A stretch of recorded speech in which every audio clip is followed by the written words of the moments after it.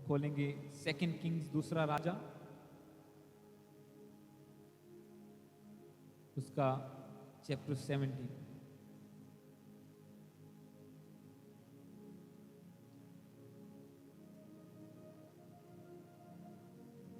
Second Kings chapter 17 verse 6 से लेके 13 तक हम पढ़ेंगे।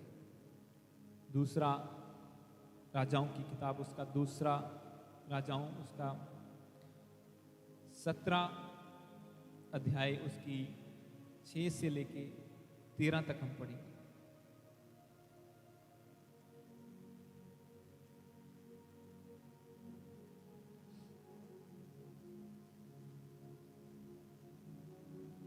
God has a plan for you, परमेश्वर की तुम्हारे लिए एक योजना है, उसके दूसरे पार्ट में आज हम देखेंगे। इस वचन को मैं पहले पढ़ूंगा, अगर सब लोग खोल चुके हैं तो। सेकंड किंग्स चैप्टर 17 वर्स 6 से लेके 13 तक हम पढ़ेंगे। दूसरा राजा उसका 17 का 6 से मैं पढ़ूंगा। इसमें लिखा, होशे के 9वें वर्ष में अशूर के राजा ने शोमरोन को ले लिया और इजराइलियों को अशूर में ले जाकर हलद में और गोजान की नदी हबोर के पास और मादियों के नगरों में बसाया। इसका कारण यह है कि यद्यपि इजराइलियों का परमेश्वर यहोवा उनको मिस्र के राजा फिरौन के हाथ से छुड़ाकर मिस्र देश से निकाल लाया था, तो भी उन्होंने उसके विरुद्ध पाप किया और पराये देवताओं का भय मानने लगे। और जिन जातियों को यहोवा ने इजराइलियों के सामने से देश से निकाला था, उनकी रीति पर और अपने राजाओं की चलाई हुई रीतियों पर चलते थे। इजराइलियों ने कपट करके अपने परमेश्वर यहोवा के विरुद्ध अनुचित काम किए, यानी कि बुरे काम किए, अर्थात पहरुओं के गुम्मट से लेकर गढ़ वाले नगर तक अपनी सारी बस्तियों में ऊंचे स्थान बनाए, यानी कि पूजा के स्थान बनाए, और सब ऊंची पहाड़ियों पर और सब हरे वृक्षों के नीचे लाठें और अशेरा खड़े कर दिए। ऐसे ऊंचे स्थानों में उन जातियों के समान जिनको यहोवा ने उनके सामने से निकाल दिया था, धूप जलाया और यहोवा को क्रोध दिलाने के योग्य बुरे काम किए और मूर्तों की उपासना की, जिसके विषय यहोवा ने उनसे कहा था तुम यह काम ना करना। तो भी यहोवा ने सब भविष्यवक्ताओं और सब दार्शियों के द्वारा इज़राइल और यहूदा को यह कहकर चिताया, अपनी बुरी चाल छोड़कर उस सारी व्यवस्था के अनुसार जो मैंने तुम्हारे पुरखाओं को दी थी, अपने दास भविष्यवक्ताओं के हाथ तुम्हारे पास पहुंचाई है, मेरी आज्ञाओं और विधियों को माना कर। हालेलुया। तो इस वचन के पहले पार्ट में जब 6 को हमने पढ़ा, इसमें लिखा कि होशे के 9वें वर्ष में अशूर का राजा शमरोन को ले लिया, यानी कि एक देश को एक राजा ने ले लिया और इजराइलियों को अशूर में ले गया और वहां पे ले जाकर उन्हें बसा दिया।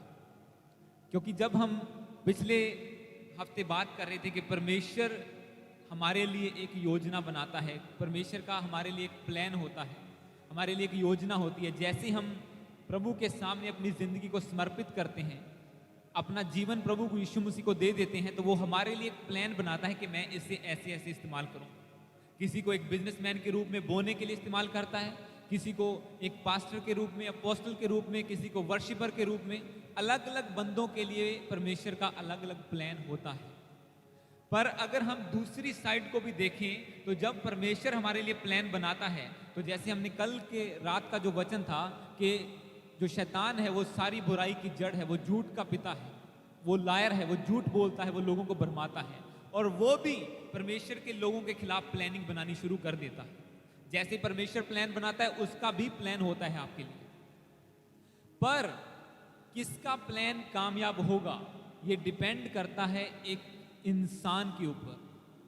परमेश्वर अपना काम आपकी जिंदगी में करना चाहता है, वो आपको ब्लेस करना चाहता है, ऊंचा करना चाहता है, और शैतान आपको गिराना चाहता है। किसका प्लान आपकी जिंदगी में कामयाब होगा ये आपके ऊपर डिपेंड करता है, आप किसकी ओर जाते हैं। हालेलुया। इस वचन में लिखा कि जब एक राजा ने, जो इजराइलियों का राजा नहीं था, दूसरे देश का राजा था, उसने अटैक किया इजराइलियों पर। इसका इफेक्ट कम करो।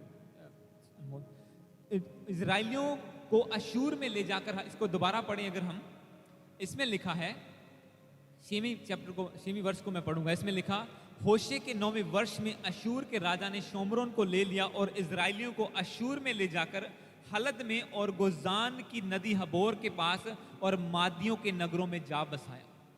एक कैसे हो सकता है कि एक बंदा इतनी बड़ी इजरायली लोगों को, जो परमेश्वर के लोग हैं, परमेश्वर जिनके साथ रहता है, कोई उन्हें जीत नहीं सकता, और एक राजा आया और उसे अटैक करके ले गया पूरे लोगों को और जाके अपने देश में बसा दिया, एक ऐसे देश में बसा दिया जहां पे उसकी मर्जी पूरी हो। यही एक प्लान होता है डेविल का आपकी लाइफ में। जैसे आप प्रभु के पास आते हैं, वो चाहता है कि आपको आपके स्थान से हटा के ऐसी जगह ले जाए जहां प्रभु की प्रेजेंस नहीं है, जहां आपका कनेक्शन प्रभु से टूट जाए और आप कंप्लीटली उसके अधीन होके चले। और ऐसे ही एक राजा ने प्लान किया, इजराइल के लोगों को ले गया और वहां जाके बसाया, उन्हें उखाड़ के ले गया, उनके सब चीजों को ले गया और वहां बसा दिया जहां पे वो कंप्लीट उसके कब्जे में रहे। अगर वो याद करना भी चाहें अपने परमेश्वर को तो ना याद कर पाए, उनके सामने सिर्फ उन्हीं की मूर्तियां हों। और बाइबल ये कहती है, इस वचन को जब हमने पूरा पढ़ा तो इसमें एक रीजन दिया गया कि ऐसा क्यों हुआ। क्यों मैंने कहा कि कौन किसका प्लान आपकी जिंदगी में कामयाब होगा, ये कंप्लीटली आपके ऊपर डिपेंड करता है। ये कंप्लीटली एक क्रिश्चियन बंदे के ऊपर डिपेंड करता है कि किसकी योजना में वो चलेगा। आपको पता भी नहीं चलता कि कैसे शैतान आपको भरमा लेता है और आपको धीरे से अपने एरिया में लेके चला जाता है। वो धीरे धीरे कदम कदम आपको लेके जाएगा और वो कभी भी आपको नहीं ले जा सकता, कभी भी उखाड़ नहीं सकता अगर आप खुद पाप में ना गिरे तो, अगर आप प्रभु के वचन से ना हटे तो। इसमें क्लियरली बताया गया कि एक राजा आया और इजराइल को, यानी कि परमेश्वर के लोगों को ले गया और अपनी गुलामी में ले जाके अपने देश में बसा दिया जहां वो उसके अधीन रहे। पर इसमें लिखा है कि इसका साथ में लिखा, इसका कारण यह है कि यद्यपि इजराइलियों का परमेश्वर यहोवा उसको मिस्र के फिरौन के हाथ से छुड़ाकर मिस्र देश से निकाल लाया, तो भी उन्होंने उसके विरुद्ध पाप किया और पराये देवताओं का भय मानने लगे। इंग्लिश में लिखा, and had feared the other gods. एक सर्वशक्तिमान परमेश्वर होते हुए भी, जिसने इतने बड़े बड़े काम उनकी जिंदगी में किए, उसके बड़े कामों को देखने के बावजूद भी इजराइलियों ने क्या किया, वो पराये देवताओं का डर मानने लगे।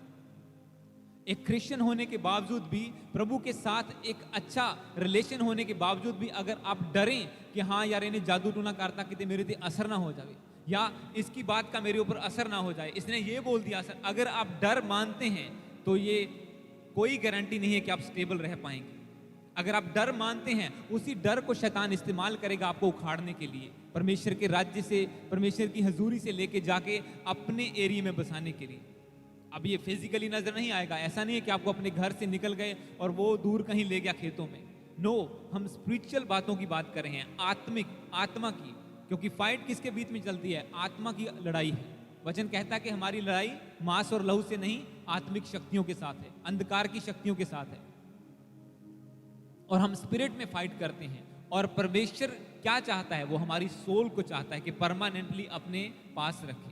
शैतान क्या चाहता है, वो हमारी सोल को चाहता है कि जहां उसने सड़ना है आग में, वो हमें भी जलाए, लाखों लोगों को अपने साथ जलाए। वो अपनी सेना तैयार करना चाहता है, परमेश्वर अपने लोगों को रेडी करना चाहता है अपने साथ बसाने के लिए। और यहाँ पे एक राजा जो छोटा था, जो असीरियन किंग था, इंग्लिश में असीरिया है, अशूरा का नाम, असीरियन किंग था। अगर इससे पहले के वचनों को आप पढ़ें तो एक हिजकिय्याह राजा था जिसने परमेश्वर के पूरे वचन को माना और अपने लोगों को रिहा कराया। पर जब दोबारा वो फिर पाप करने लगे तो परमेश्वर ने अलाउ किया। इसमें लिखा है, 9 में लिखा है, इजराइलियों ने कपट किया। इंग्लिश में लिखा, and people of Israel did secretly against the Lord their God things that were not right, they build for themselves high places in all their towns. उन्होंने सब एरिया में क्या किया, ऊंचे स्थान बना लिए। ऊंचे स्थान यानी कि पराये देवताओं की जगह। यार ये ना नाराज हो जाए, ये वाला ना नाराज हो जाए, इसकी भी जगह बना लेते हैं। हाँ चलो यहोवा को तो मानते हैं, पर इनको क्यों नाराज करना हमने। पर आपको नहीं पता, आप शैतानी गढ़ खुद अपने हाथों से तैयार कर रहे हैं, और एक दिन वही आपके नाश का कारण हो सकते हैं अगर आप कंप्लीटली प्रभु के साथ ना चले तो। ये मैं पूरी जब राजाओं की बुक को पढ़ रहा था, पहला राजा दूसरा राजा इनको, तो इसमें एक चीज हर चैप्टर में आपको मिलती है कि ऊंचे स्थान गिराए ना गए, ऊंचे स्थान गिराए ना गए। वो चलते थे, प्रभु के साथ चलना शुरू कर देते थे, थोड़ी देर चलते थे, फिर भटक जाते थे, फिर चलते थे, पर एक बात जो उनमें बनी रही वो ये थी कि ऊंचे स्थान यानी कि पराये देवताओं की जगह को उन्होंने नहीं ढाया। हाँ, प्रभु के सामने भी वेदियों पर बलिदान चढ़ाते थे, परमेश्वर का वचन भी मानते थे, सब कुछ करते थे, पर एक चीज बना के रखी उन्होंने अपनी जिंदगी में, वो थे ऊंचे स्थान, हाई प्लेसेस, यानी कि दूसरे देवताओं की जगह। आज लोग चर्च जाना शुरू कर देते हैं, प्रभु को मानना शुरू कर देते हैं, पास्टर से प्रेयर भी करवाते हैं, पर घर में अभी भी कुछ चीजें पड़ी हुई हैं, वो ऊंचे स्थान नहीं गिराई, वो नहीं गिराते हैं। और एक दिन वही रीजन हो जाता है, शैतान उसके द्वारा कदम रखता है आपकी जिंदगी में और आपको फिर से अपने पास लेके चला जाता है। और फिर आप कहते हैं हम तो चर्च जाते थे, कुछ बने ही नहीं। वो ऊंचे स्थान आपकी गंदी हैबिट हो सकती है, वो ऊंचा स्थान कुछ भी हो सकता है, क्योंकि ये आपको नहीं पता, ये डेविल का प्लान है आपकी जिंदगी में एंटर करने का। और एक बार उसको आपने कदम रखने की जगह दे दी, फिर उसे जोर लगाना नहीं पड़ेगा, आप खिंचते जाएंगे। जैसे कल रात मैंने आपको बताया था कि पतरस ने सिर्फ देखा और वो डूबने लगा, उसे कुछ करना नहीं पड़ा। जब उसने मुसीबत की ओर देखा कि हाय मारा गया प्रभु, और वो वाकई डूबने लगा, जबकि वो पानी पर चल रहा था क्लियरली, वो पानी पर चल के प्रभु के पास जा रहा था। इधर तूफान आया और जैसे ही उसने देखा, दैट्स इट, वो डूबना शुरू हो गया। और प्रभु ने अपना हाथ बढ़ा के उसे फिर भी पकड़ा और थाम लिया। परमेश्वर आपको नहीं डूबने देता, पर आप कितनी देर दूर तक चलेंगे, कितनी दूर तक जाएंगे, ये आपके ऊपर डिपेंड करता है। कि आज भी आपको डर है कि कितने फलाना देवता नाराज ना हो जाए, या फलाना ये चीज़ नाराज ना हो जाए, या मेरे दोस्त नाराज ना हो जाए अगर मैं उनके पास बैठ के पैक ना लगाऊंगा। तो वो ऊंचे स्थानों को जब आप नहीं गिराएंगे, वो कहीं ना कहीं आपकी जिंदगी में अटैक का कारण होगा। यहाँ पे लिखा हुआ है, और जब इससे पहले भी मैंने चैप्टरों को पढ़ा तो उसमें लिखा, हिजकिय्याह राजा एक ऐसा राजा था जिसके बारे में हम पढ़ते हैं, जिसकी उम्र प्रभु ने 15 साल बढ़ा दी थी। उसने प्रार्थना की कि प्रभु मैं अभी मरना नहीं चाहता। प्रभु कहता ठीक है, तेरी उम्र 15 साल और बढ़ गई। पर उसका रीजन ये था कि उसने वो ऊंचे स्थान गिरा दिए थे। जब उसका राज्य आया, वो आमोस का बेटा हिजकिय्याह राजा था, जब उसका राज्य आया तो उसने पहला काम ये किया, उसने सब कुछ, सारी मूर्तियां गिराई, सब कुछ जला दिया, और जो बड़े बड़े राजा नहीं कर सके, उसने वो ऊंचे स्थानों को गिराया और परमेश्वर के प्लान को अपनी जिंदगी में लेके आया। और प्रभु की योजना में जब वो चला, तो वो बंदा था जो इजरायलियों को आजाद कर पाया, बाकी लोगों से, जो अटैक से आजाद कर पाया। बाकी सब लोग आते थे, कोई किसी ने 2 महीने राज्य किया, किसी ने 2 साल किया, किसी ने 20 साल किया, और आते थे और चले जाते थे। क्यों? कंप्लीटली गॉड्स प्लान के अंडर नहीं चलते थे वो लोग। आज भी जब हम पूरी तरह समर्पित नहीं करेंगे परमेश्वर की योजना को अपनी जिंदगी में लेने के लिए, तो हो सकता है आज भी हमें वो घटियों का सामना करना पड़े। परमेश्वर नहीं चाहता हमारी जिंदगी में किसी बात की घटी हो, प्रभु नहीं चाहता कि हम मुसीबतों से गुजरें। पर जब हम खुद डिसीजन बनाएंगे, खुद कंप्लीटली गॉड्स प्लान के अंडर नहीं चलेंगे, क्योंकि पिछले वचन में आपने क्या सुना था कि परमेश्वर की जितनी भी योजनाएं हैं वो हमारे भले के लिए, to give us future and hope, हमें अच्छा भविष्य देने के लिए, हमें अच्छी आशा देने के लिए परमेश्वर योजना बनाता रहता है। हालेलुया। इसके आगे एक वचन को हम पढ़ेंगे, 2 कुरिन्थियों chapter 2 verse 11, 2 Corinthian chapter 2 verse 11, नए नियम में।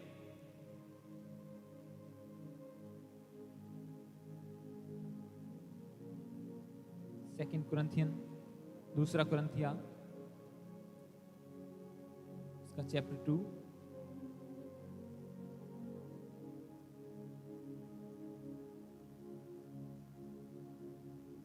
वर्स 11। अब परमेश्वर का वचन आपको क्या बताता है, इस वर्ष को हम पढ़ेंगे।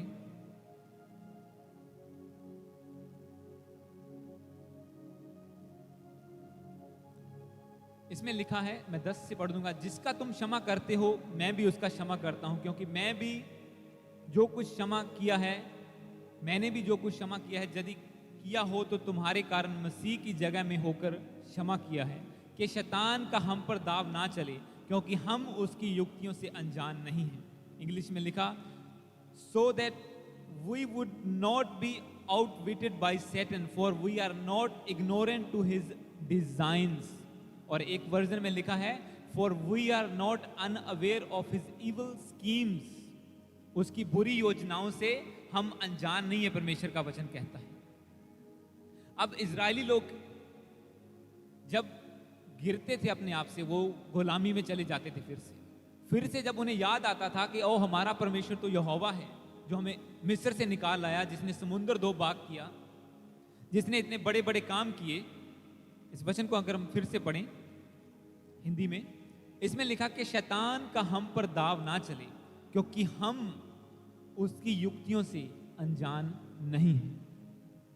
कि हम उसकी स्कीम्स वो बनाता है, हम उससे अनजान नहीं है। हमें सब पता होना चाहिए। अगर हम वचन पढ़ते हैं, बाइबल पढ़ने वाले हैं, चर्च आने वाले हैं, रेगुलर प्रार्थना करने वाले हैं, तो परमेश्वर हर बात आपको बताएगा, हर चीज रिवील करेगा कि शैतान कहां से अटैक करता है। उन्हें क्लियरली पता था इजरायलियों को कि हमें, अगर हम मूर्ति पूजा करेंगे तो परमेश्वर हमें क्या करेगा, हमें सजा देगा इस बात की। और वैसा ही होता था, उन्हें सजा मिलती थी, वो गुलामी में जाते थे, फिर पश्चाताप। कितने साल उनके ऐसे ही गुजरते गए। और फिर एक टाइम आया, आज प्रभु का वचन हमें अगुवाई करता है। प्रभु का वचन कहता है कि अब तुम जो क्रिश्चियन लोग हो, तुम शैतान की युक्तियों से अनजान नहीं हो, तुम्हें ये पता होना चाहिए। अगर मैं आपको एक टेस्टिमनी शेयर करूं कि जब हम चर्च को शुरू करने वाले थे, तो इसमें क्या हुआ, एक वचन को मैं पढ़ रहा था, नीति वचन को, और उसमें मुझे डेट लिखी मिली जो 2019 की थी, दिसंबर 2019। और उस वचन को हम पढ़ेंगे, प्रोवर्ब्स नीति वचन उसका 24 चैप्टर,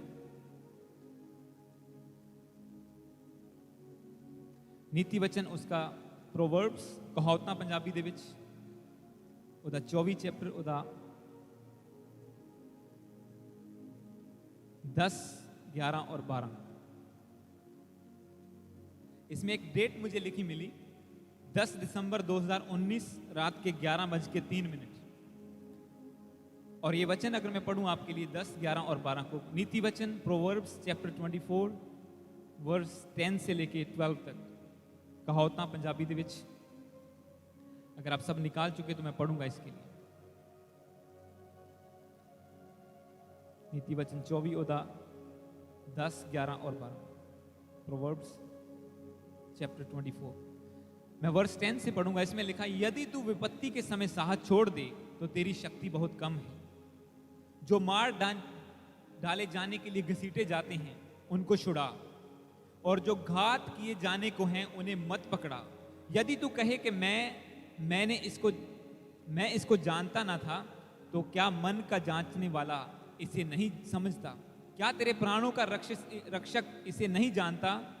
और क्या वह हर एक मनुष्य के काम का फल उसे ना देगा? मैं 11 को इंग्लिश में पढ़ूंगा। इसमें लिखा, rescue those who are being taken away to the death. ये डेट और टाइम मैंने इसलिए आपको बताया कि जब उस टाइम हम सितंबर में इंडिया गए थे, और प्रभु के दास मेरे स्पिरिचुअल फादर ने अभिषेक किया कि तुम प्रभु की सेवा करना, और हम डर रहे थे कि हम कैसे करें। हम तो 1 साल 2 साल पुराने क्रिश्चियन हैं, हम कैसे एक चर्च की अगुवाई कर सकते हैं, कैसे लीड कर सकते हैं। मैं आपको बताता हूं कैसे डर आपके मन में आता है, कैसे आपको फियर आता है कि हम नहीं कर सकते, हमसे नहीं होगा। प्रभु कहता है कोई बात नहीं, नहीं होगा, तेरे बल से नहीं होना, तेरी शक्ति से नहीं होना। तू कहता है नहीं होता, इसीलिए तो अब होगा, इसीलिए तू नहीं कर सकता, इसीलिए तो मैं तेरी जिंदगी में एक काम करूंगा। जब हम खुद कहें कि हम कर सकते हैं प्रभु, तो फिर प्रभु का बीच में क्या रोल रहा है? जब वो कहता है कि उसकी हमारी निर्बलताओं में उसकी सामर्थ्य सिद्ध होती है। और यहाँ पे हम यही कंफ्यूजन में थे। सितंबर में इंडिया गए, वापस आ गए, क्या करें? चर्च में सेवा करें, क्या करें? चर्च शुरू करें, क्या करें? ना करें, ना करें। और एक दिन परमेश्वर ने जब इसी वचन के द्वारा बात की, इसने कहा कि जो मार डाले जाने के लिए घसीटे जाते हैं उनको छुड़ा। Rescue those who are being taken to the death. कि तुझे उठना होगा, तुझे खड़े होना होगा। जो लोग मर रहे हैं, जो मुसीबतों में हैं, जिन्हें कोई रास्ता नहीं है, तुझे खड़े होना होगा उन्हें रास्ता दिखाने के लिए। और अलग अलग वचन मैंने आपको बताए हैं। प्रभु ने कहा उठ प्रकाशमान हो जा, अलग अलग वचन, इशाया 60 उसकी 1 में जो लिखा है, अलग अलग वचन प्रभु ने मुझे दिए और लीड किया, और ये उनमें से एक था। इसमें प्रभु ने क्लियरली बताया कि अगर तू कहे कि प्रभु मैं तो जानता नहीं हूं कि कौन से लोग नाश हो रहे हैं, क्या करना चाहिए, कैसे करना चाहिए, तो बाइबल ये कहती है क्या जो तुम्हारे मन को जांचता है, क्या वो नहीं जानता कि तुम क्या कर सकते हो, क्या नहीं कर सकते? उसे पता है आपकी एबिलिटी क्या है, उसे पता है आपको कैसे यूज करना है, किस लेवल पे यूज करना है, उसे पता है उसकी योजना आपके लिए सब भली है। वो प्लान बनाता है, वो फेक प्लान नहीं बनाता परमेश्वर, वो आपके लिए प्योर प्लान बनाता है, एक स्ट्रॉन्ग प्लान बनाता है आपको इस्तेमाल करने के लिए। पर अगर हम डर के पीछे बैठे रहें, जैसे बाइबल का वचन कहता है, नीति वचन, कि आलसी बंदा घर में बैठा रहता है, अगर मैं बाहर जाऊंगा तो मुझे शेर मार डालेगा, बाजार में सिंह है, वहां शेर है, मैं शेर मतलब मुसीबतें हैं, और वो घर में बैठा रहता है और कुछ भी कर नहीं पाता। और इसी तरह से जब हम सोच रहे थे कि हम क्या करें, हम कैसे चर्च चलाएंगे, कैसे लीड करेंगे लोगों को, हमें बाइबल का कुछ पता नहीं है, पर आज जो ग्लोरी को आप देख रहे हैं, ये इसी वजह से है कि परमेश्वर अपने वचन के द्वारा बात करता रहा है, परमेश्वर अपने वचन के द्वारा अगुवाई करता रहा है। परमेश्वर ने कहा कि तुझे उठना होगा, उठ और उन्हें छुड़ा, और तुझे स्टैंड लेना होगा। और जैसे प्रभु के वचन को सुना, मैंने आपको क्यों बताया कि किसका प्लान आपकी जिंदगी में कामयाब होगा, डिपेंड करता है कंप्लीटली आपके ऊपर। अगर बैठे रहे तो आज तक घर में बैठे रहे, आज तक कुछ ना कर पाते, आज तक घर में अपने लिए प्रार्थना कर पाते और दैट्स इट। पर जो लोग बैप्टाइज हुए वो कैसे होते थे? हालेलुया। जिन लोगों का छुटकारा हुआ, जिन्हें डिलीवरेंस मिली है यहाँ इस चर्च में आके, उन्हें कैसे मिलती फिर? क्योंकि ये इजी नहीं है ये काम करने, बिना परमेश्वर की सामर्थ्य के दुष्ट आत्माओं को निकालना, हील करना, बैप्टाइज करना लोगों को, ये इम्पॉसिबल है बिना परमेश्वर की सामर्थ्य के। जब तक प्रभु आपके साथ नहीं है ऐसे काम नहीं होते, और जब तक आप सरेंडर नहीं करते प्रभु की योजना के आगे, उसके प्लान के आगे, वो भी आपके द्वारा वो काम नहीं कर सकता। आपको कंप्लीटली एग्री होना होगा। मरियम कुंवारी गर्भवती हुई किसकी वजह से? वो एग्री हुई। बाइबल में लिखा कि वो एग्री हुई कि जो परमेश्वर तेरा दूत कहता है ऐसा ही मेरे पास होने दे। इंग्लिश में लिखा, let it be done as you will, जैसे तेरी इच्छा है, जैसा तू कह रहा है ऐसा मेरी जिंदगी में होने दे। और वो जीसस क्राइस्ट को जन्म देने पाई। अगर वो डर जाती कि नहीं मैं तो कुंवारी हूं, कल को लोग मुझे पत्थर मार के मार देंगे तो क्या होगा, मेरा पति मुझे छोड़ देगा तो क्या होगा, पर परमेश्वर ने टाइम टू टाइम सब अरेंजमेंट किए। हालेलुया। क्योंकि जब एक बंदा डेडिकेट हो जाता है प्रभु के प्लान के आगे, वो यूज करना शुरू कर देता है आपको। और ये मैं आपको एक एग्जांपल बता रहा हूं अपनी। एक वचन को हम आगे पढ़ेंगे, बुक ऑफ इफिसियन, इफिसियों की किताब, उसका 6 चैप्टर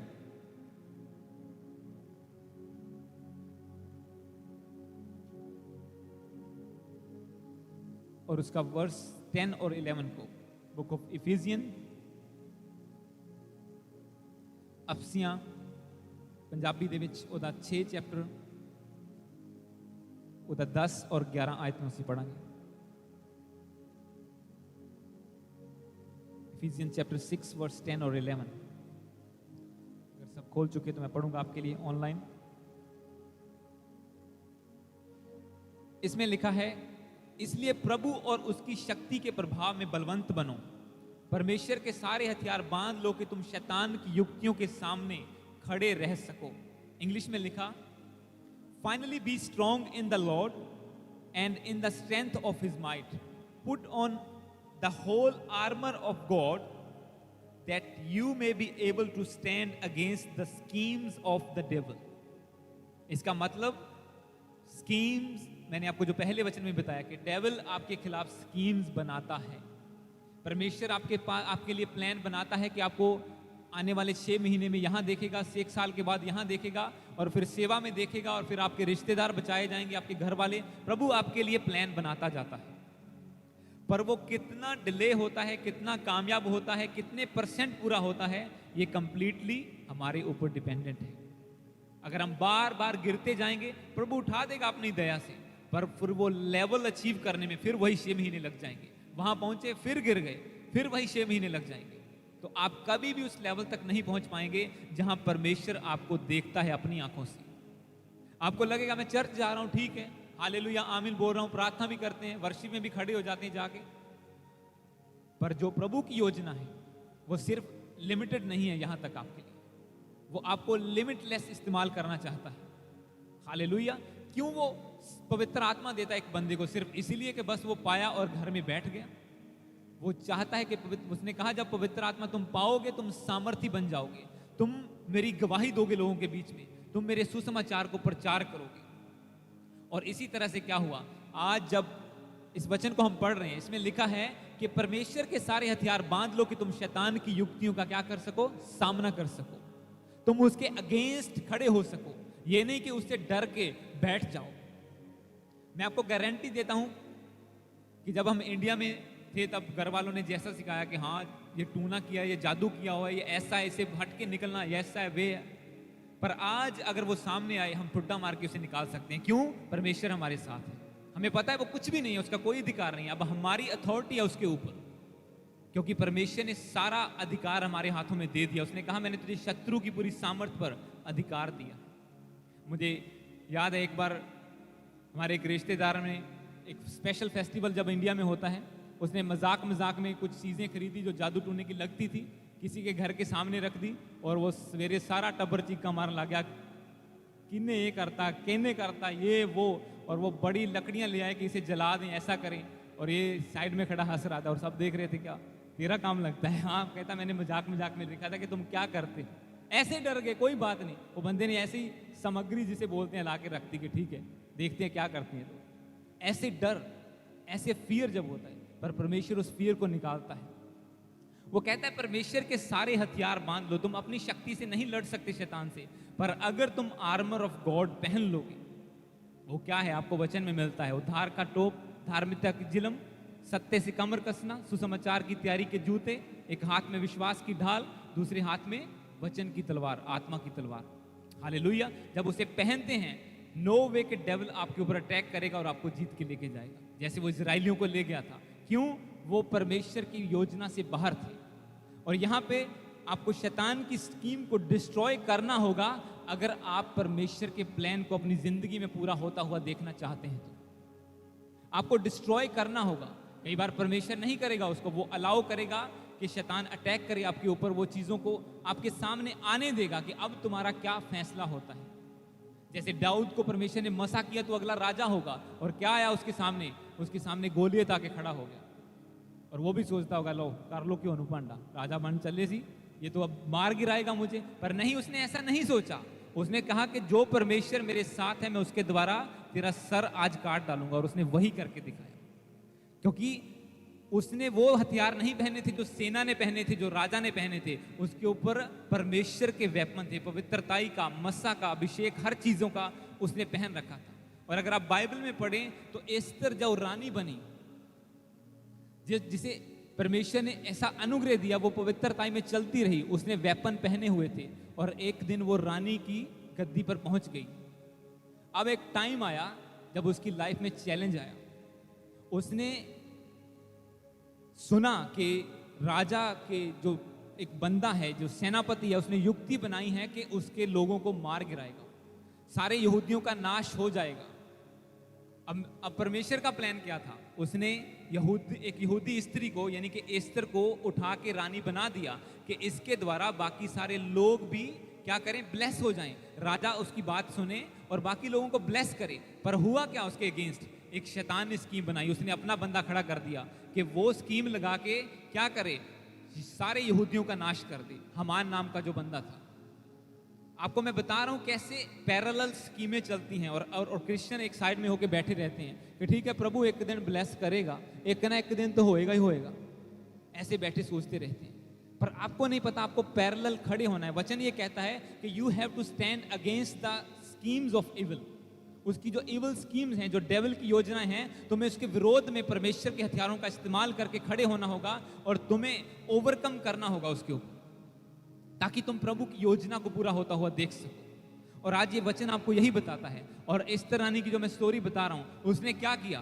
अब या तो वो बैठी रोती रहती कि कुछ नहीं हो सकता, अब तो राजा ने बोल दिया, उसकी अंगूठी की मोहर लग गई, अब तो कुछ नहीं हो सकता, अब तो मेरे लोग मारे जाएंगे।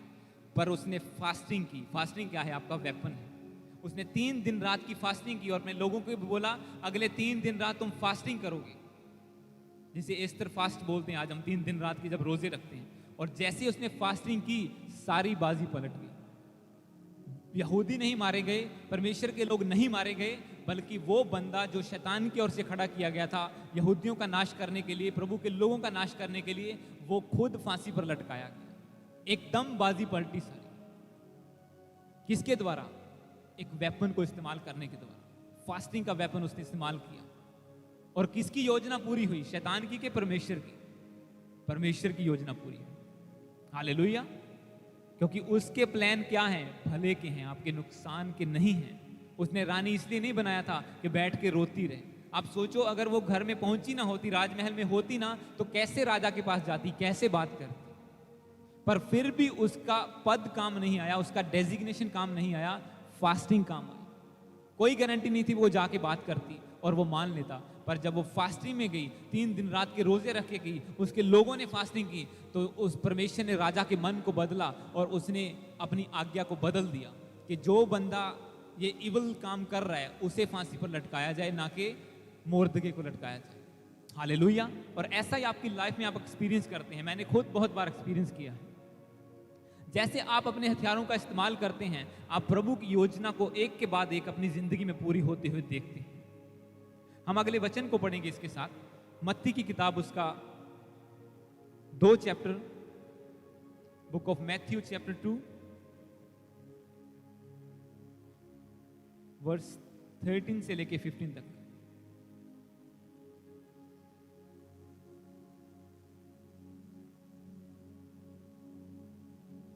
मैथ्यू चैप्टर 2 वर्स 13 से लेके 15 तक। मत्ती उसका 2, उसका 13 से लेके 15 तक हम पढ़ेंगे।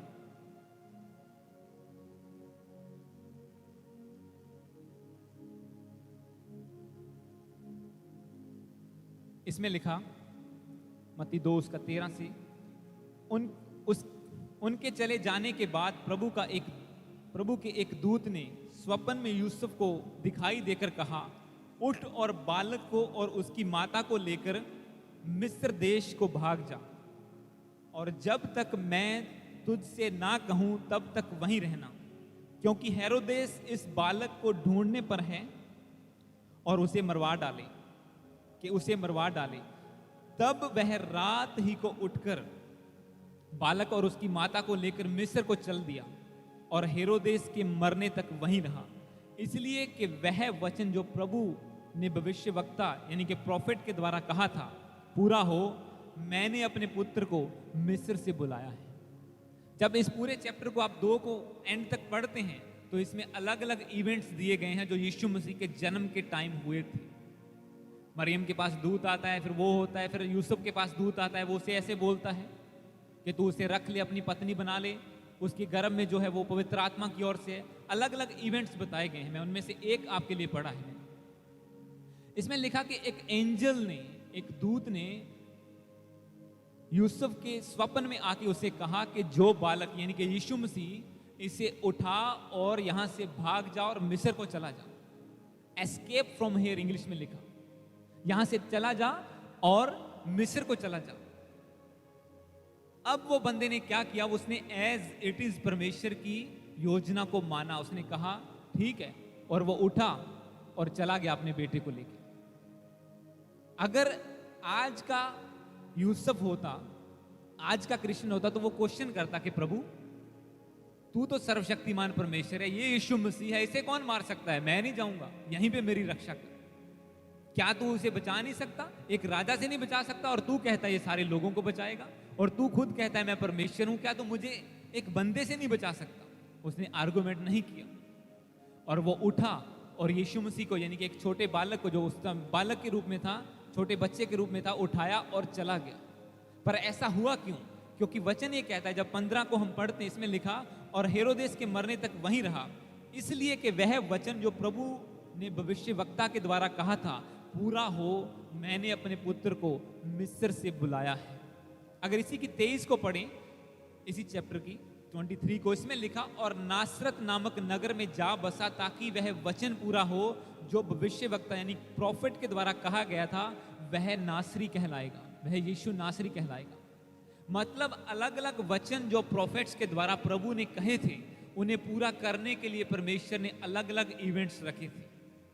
उसको यीशु नासरी आज हम इसलिए बताते हैं क्योंकि यूसुफ को उसे उठा के भागना पड़ा, नगर नगर भागना पड़ा। प्रभु ने कहा था कि ये मिस्र से आया हुआ कहलाएगा, और उसे डर के, उसे परमेश्वर की आज्ञा मान के भागना पड़ा। और जब वो मिस्र से आया तो ये कहा गया कि यीशु मसीह मिस्र से बुलाया गया।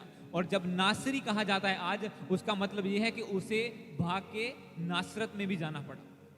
अलग अलग वचन को, अलग अलग प्लानिंग को पूरा करने के लिए परमेश्वर ने इवेंट्स रखे। अगर आप आर्ग्यू करेंगे तो वो इवेंट, वो प्लान पूरा नहीं होगा। और जैसे ही आप वो प्लान के बाहर जाएंगे, दूसरा प्लान रेडी है आपके लिए, जो हमारे दुश्मन का है। वो प्लान रेडी है, वो रेडी रखता है अपने प्लान को कि कब आप इससे स्टेप आउट करें और वो अपनी योजना अपने जाल में तुझे बसा दे। क्योंकि जैसा इजरायलियों के साथ हुआ, आपने पहले वचन में पढ़ा कि उन्होंने क्या किया, परमेश्वर का डर मानते थे सब थे, पर ऊंचे स्थान नहीं गिराए। वो धूप अगरबत्तियां चलती रही, सब कुछ चलता रहा घर में, और जैसे ही वो चलता गया, शैतान ने इस्तेमाल किया और एक बंदे को खड़ा किया और वो अटैक करके उसे ले गया। आप सोचो, थोड़े से इजरायलियों को एक राजा नहीं मार पाया जो उसी के देश में रहते थे। जब एस्तर ने फास्टिंग की और बहुत सारे इजरायलियों को एक छोटा राजा कैद करके ले गया, कैसे पॉसिबल हो सकता है? पर ऐसा हुआ क्यों? जब वो परमेश्वर की योजना से बाहर आके अपनी योजना में या बुरी योजना में फंस गए। जब वो गॉड्स प्लान के बाहर आए तो उन्हें शर्मिंदगी का सामना करना पड़ा। आज क्रिश्चियंस की ओर, स्पेशली जब हम अन्य जातियों से आते हैं तो लोग देखते हैं बड़ा चर्च जान लग गया, की फायदा होया। हम भी देखते हैं क्या फर्क पड़ा है इससे, देखते हैं क्या मिला है इससे। वो नहीं जानेंगे कि आप बीच बीच में पाप भी करते हैं, कभी कभी अगरबत्ती भी चल पैंदी है, कभी कभी कुछ ना कुछ चल जाता। वो नहीं देखेंगे आपको छुपते हुए, देखे परमेश्वर देखता है। और वो तब तक ब्लेस नहीं करेगा, ऊंचा नहीं करेगा, जब तक आप उस गंदगी से बाहर नहीं आएंगे, जब तक आप फुली उस प्लान में नहीं आएंगे जो प्रभु का है, वो तब तक आप उस लेवल को नहीं देख पाएंगे। हालेलुया। और वो अगर आप देखना चाहते हैं, उसके लिए एक वचन मैं लास्ट में आपको बताता हूं, फिर हम फिनिश करेंगे। हम खोलेंगे नीति वचन, उसका कहोता पंजाबी दे विच, उसका चैप्टर 16 वर्स 3। अगर आप इसे नोट करना चाहें वो भी कर सकते हैं, दिस इज पावरफुल। और अगर आप चाहते हैं कहोता ओदा 16 दा 3 नीति वचन, प्रोवर्ब्स चैप्टर 16 वर्स 3, उसको पढ़ेंगे।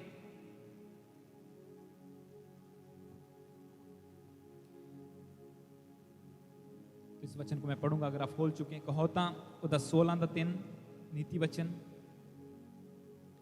16 उसका 3 में लिखा, अपने कामों को यहोवा पर डाल दे। मैं 2 से पढ़ूंगा, ये और भी अच्छा हो जाएगा। चलो 1 से पढ़ देते हैं।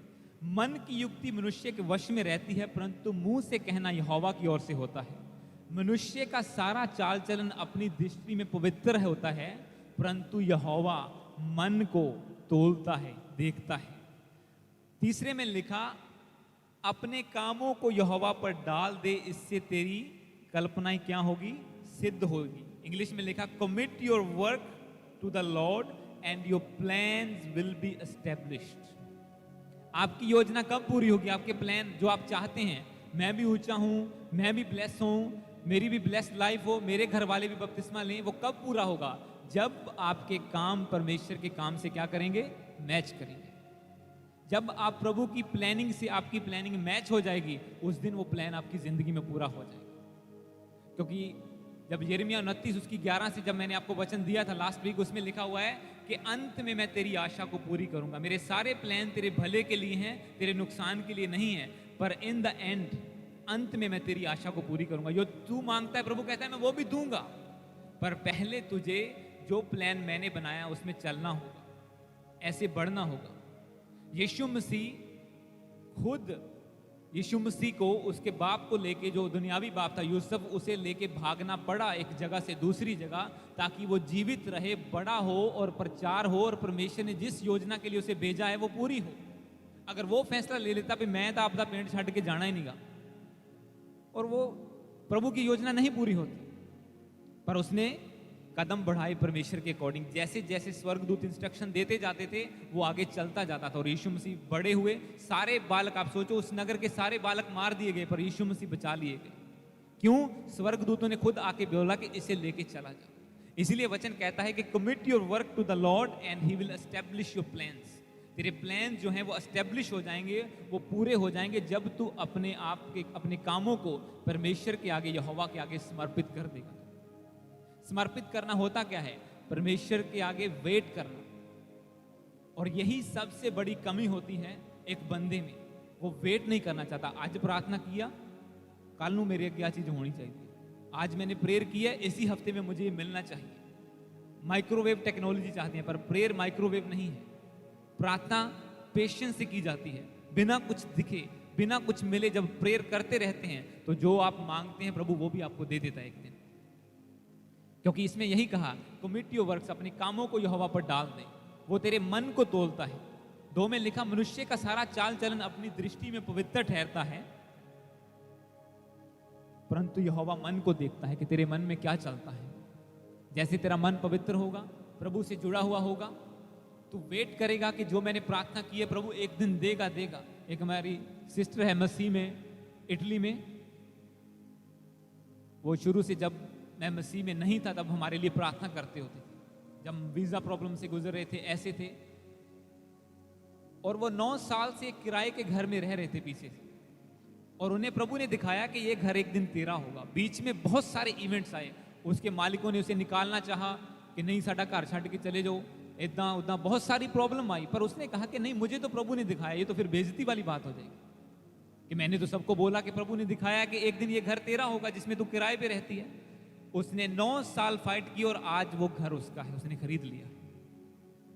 उसने 9 साल फाइट की और वहीं अड़ी रही, ताने भी सहे मकान मालिकों के, पैसा भी इकट्ठा किया, सब कुछ, और फेवर के साथ 100% लोन पे उसे वो घर मिला। 100% के ऊपर, उसे कोई पैसा उसके पास नहीं था देने के लिए, 100% जो लोन दिया बैंक ने, और उसे वो क्या हुआ, वो आज घर उसका है।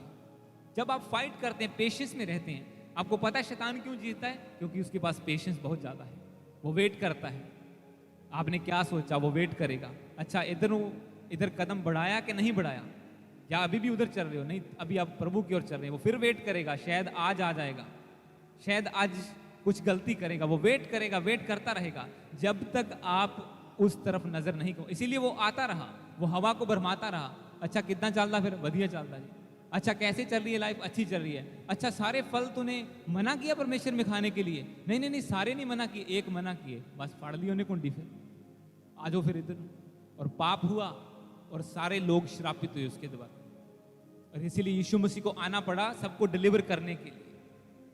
और आज भी जब हम उसकी ओर देखते हैं, प्रभु के और बिना चले, प्रभु की ओर चलते चलते जब हम इधर नजर घुमा लेते हैं, आपको नहीं पता कि वो अट्रैक्शन है आपके लिए, वो मैग्नेटिक पावर आपको खींच लेती है अपने आप। क्योंकि इधर चलने के लिए जोर लगाना पड़ता है, पर वहां जैसे स्लाइड से स्लिप हो जाता है ना बंदा, ऐसे स्लिप हो जाता है, पता भी नहीं चलता कि कदों पैर खिसक गया, ओ प्या खड्डे दे विच क्रिश्चियन बंदा।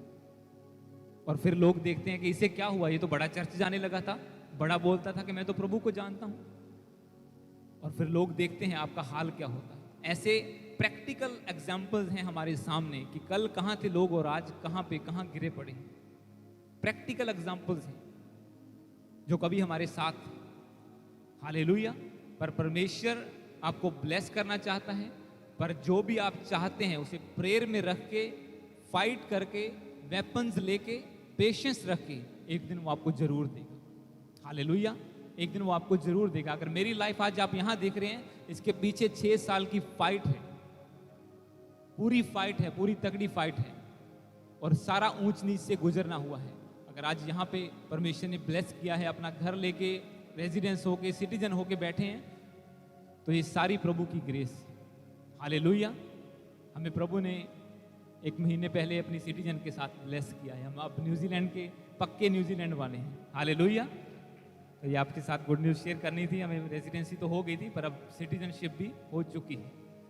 तो प्रभु महान है, वो आपको ब्लेस करना चाहता है। हमें जो प्रभु ने विजन दिया, हमें उसके लिए प्रार्थना करनी होगी, सबको कंट्रीब्यूट करना होगा, अपना टाइम, अपनी प्रार्थना, सब चीज़ें, ताकि हम इस विजन को आगे लेके चलें। मैं टाइम टू टाइम आपके साथ डिस्कस करता रहता हूँ और करता भी रहूँगा। प्रभु की योजना बहुत बड़ी है, बहुत सारे प्लान्स हैं अगले साल के लिए हमारे। हमें बहुत सारे प्रोजेक्ट शुरू करने हैं, काफ़ी चीज़ों को, क्योंकि मैं दूसरों के साथ कोऑपरेट करने की कोशिश कर रहा हूँ कि उनसे मिल के प्रभु का काम करें, पर कुछ नहीं बन रहा, कुछ नहीं बन रहा। इतने ढीले हैं लोग, कुछ भी नहीं बन रहा। इधर से पूरी तैयारी से जाते हैं और आगे बंदा सुत्ता पे आंदा, चलो यार हो गया। तो इसी तरह से हमें मिल के हमें खुद ही सब कुछ तैयार करना है, खुद ही अपने चैनल्स रेडी करने हैं, क्राइटेरिया रेडी करने हैं, हमें खुद अपने इवेंट्स रेडी करने हैं प्रभु के काम को आगे बढ़ाने के लिए, उसके प्लान को आगे लेके जाने के लिए। हालेलुया। तो गॉड ब्लेस यू, प्रभु सबको ब्लेस करे। आइए हम प्रार्थना में चलेंगे। ऑनलाइन लोग आपको ब्लेस करे परमेश्वर। जहां